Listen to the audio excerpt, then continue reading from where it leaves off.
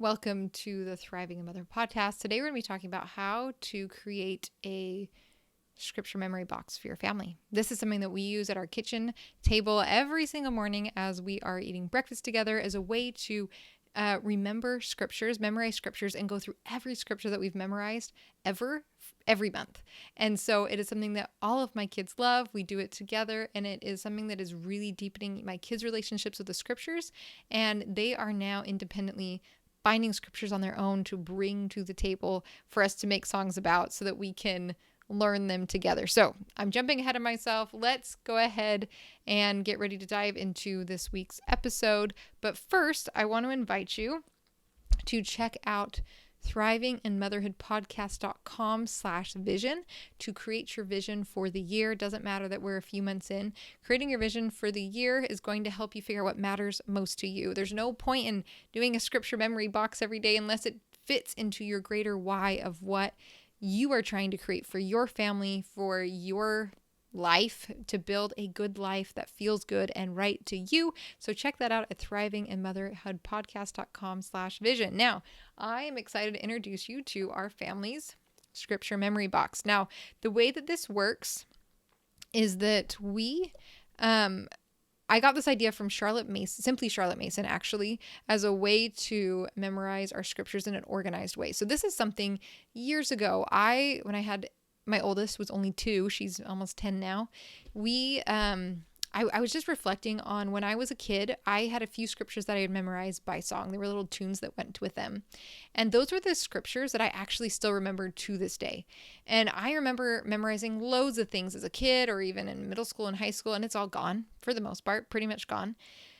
But those scripture songs stayed. And so as I was just thinking, like, what matters? I would see moms, and it's totally fine if you're doing this, but I would see moms, having their kids memorize all of these facts and figures and things, and just felt like if I could only get one thing in my children's mind and in their hearts, it would be scriptures.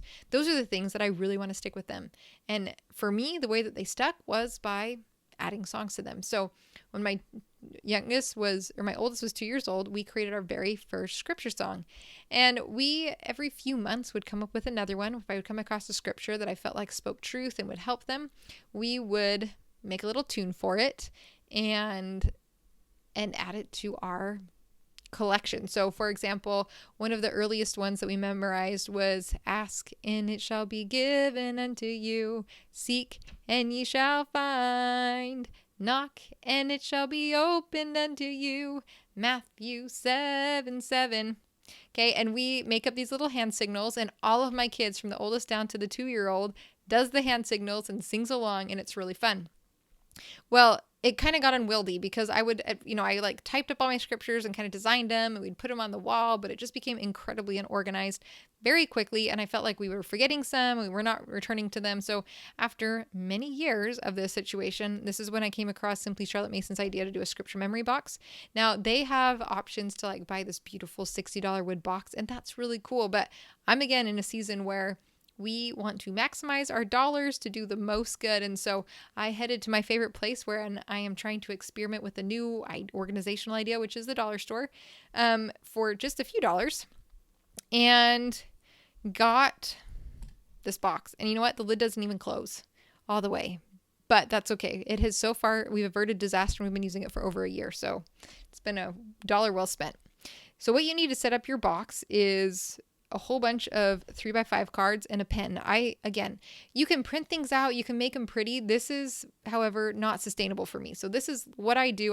I get a bunch of 3x5 cards, put them into my box, and then what you need are tabs. So again, guys, I don't make this very complicated. I literally took a 3x5 card and I cut up a 3x5 card and I taped a little rectangle of those cut up 3x5 cards to make my tabs. So don't feel like you need extra fancy supplies.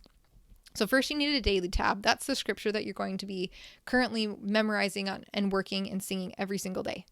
And if you're not a musical family, this also works without singing them, just throwing it out there. Then you need a tab for even and odd. Now, you guessed it, on the even days of the month, the 2nd or the 4th or the 6th, you're going to be singing that scripture, reviewing that scripture. And on the odd days, the 1st or the 3rd or the 5th, you're going to be reviewing the odd scripture. Now, what I love about this is that every day I'm saying, okay, this is the day. And so between numbers 1 to 31, my kids are very fast at identifying the even and odd days, which is part of math. So 2 for 1. Then you need a tab for every day of the week: Monday, Tuesday, Wednesday, Thursday, Friday, Saturday, and Sunday. And then finally, you'll need cards 1 through 31. Now, I did happen to have these cards already labeled, so I did not have to make my 1 through 31 cards, but you can do it however you want. Don't let money stop you, though. Just get creative. So then what you do is you will have one card behind your daily tab, one behind, and actually that's just how you'll start. You have one card that you're learning behind your daily tab.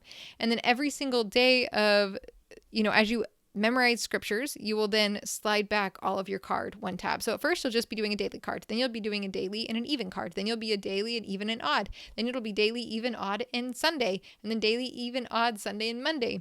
The idea, however, is as you get more and more built up, you can add maybe 1, 2, 3, 4 cards behind each day of the month.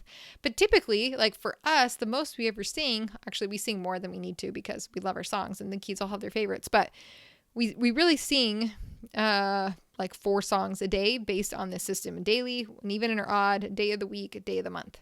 And then again, as we add more, we'll add more behind our day of the month.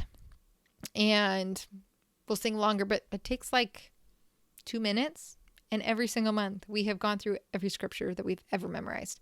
And the kids sing them all the time. They're singing them while they're undoing, while they're doing the dishes, while they're playing outside, just off on their own. And I'll hear somebody saying or screaming scriptures all the time, which is absolutely lovely. I love that that's the experience they're having, and I'm grateful that that is the experience that we're having.